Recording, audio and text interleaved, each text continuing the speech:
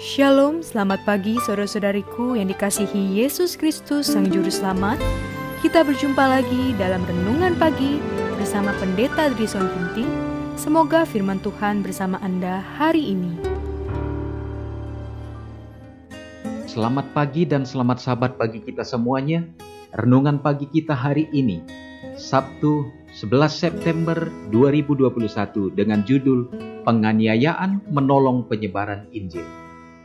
Ayatnya tertulis di dalam 2 Korintus 12 ayat 10. Karena itu aku senang dan rela di dalam kelemahan, di dalam siksaan, di dalam kesukaran, di dalam penganiayaan dan kesesakan oleh karena Kristus.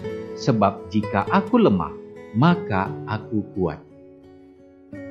Pada setiap zaman para utusan pilihan Allah telah dicela dan dianiaya, namun melalui penderitaan mereka, pengetahuan akan Allah telah disebarluaskan.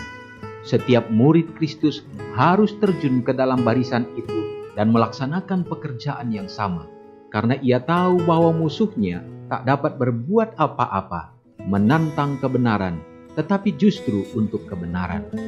Allah bermaksud supaya kebenaran dinyatakan dan menjadi pokok ujian dan diskusi, bahkan melalui hinaan yang diberikan kepada kebenaran itu. Pikiran orang harus digerakkan.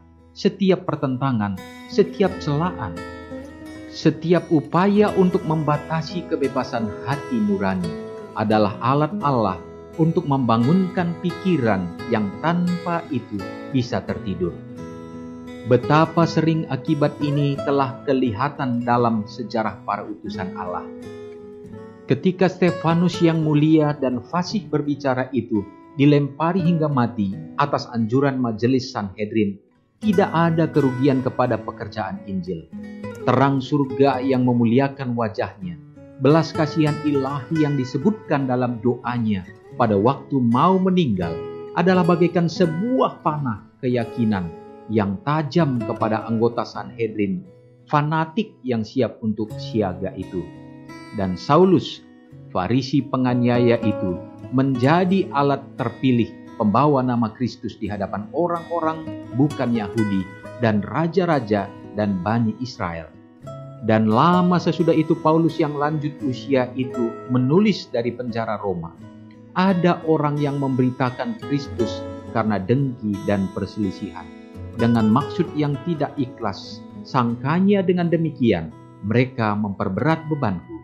Tetapi tidak mengapa, sebab bagaimanapun juga Kristus diberitakan baik dengan maksud palsu maupun dengan jujur.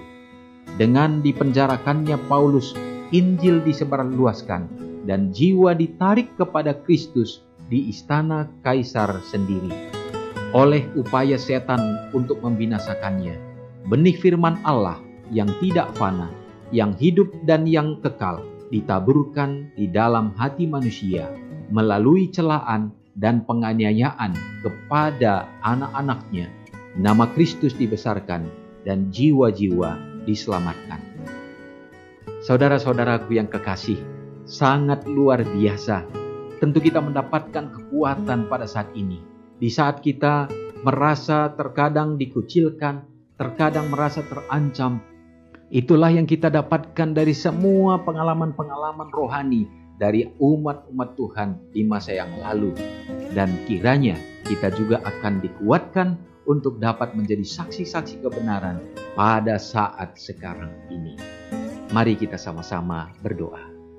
Oh Bapa yang bertahta di dalam kerajaan surga, sungguh sangat mulia pekabaran yang kami dapatkan pada hari ini. Biarlah kiranya iman kami disegarkan oleh karena melihat bagaimana tantangan yang terjadi terhadap kebenaran-Mu yang dihidupkan oleh umat-umat Tuhan, para hamba-hamba-Mu, rasul-rasul-Mu di masa yang lalu. Tetapi justru di kesempatan itu, di saat tantangan ada, cobaan dan ujian Engkau izinkan, maka pada saat itu juga kemenangan yang besar terjadi. Nama Tuhan ditinggikan dan dimuliakan. Biarlah kami juga dapat menjadi saksi-saksi kebenaran Tuhan, sehingga hidup kami akan menyatakan tentang Yesus Kristus, sehingga banyak jiwa yang akan menerima Yesus sebagai juru selamat mereka.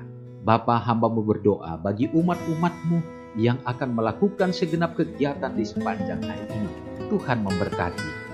Lindungilah ya Tuhan dari sakit penyakit yang ada di saat sekarang ini, sehingga tiada halangan untuk senantiasa dapat bekerja dengan baik dan dengan berkat-berkat yang Tuhan akan curahkan. Kebutuhan di dalam kehidupan keluarga senantiasa terpenuhi. Juga hamba-Mu senantiasa berdoa bagi umat-umat-Mu yang sedang terbaring dalam keadaan sakit. Biarlah kiranya Tuhan tetap menjadi kekuatan bagi mereka. Jamah dan lawatlah mereka dengan tuntunan kuasa-Mu, sehingga mereka akan bangkit kembali, bangun dalam keadaan tubuh yang sehat, untuk bersuka cita, berkumpul bersama dengan keluarga.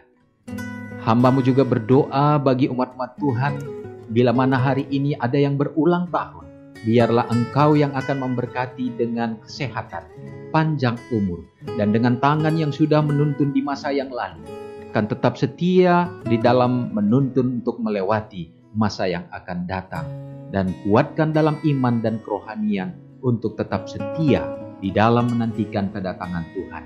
Inilah pengharapan kami ya Bapa, supaya pada saat Yesus akan datang, kami akan menjadi pewaris kerajaan surga. Ampuni kami Bapa, dalam nama Yesus kami sudah berdoa. Amin. Selamat pagi, salam sehat, Tuhan memberkati. Ingatlah Matius 5 ayat 13-16. Biarlah kamu menjadi garam yang mengasinkan dan terang yang menyinari kehidupan orang lain. Jangan lupa subscribe, like, dan share ke seluruh dunia.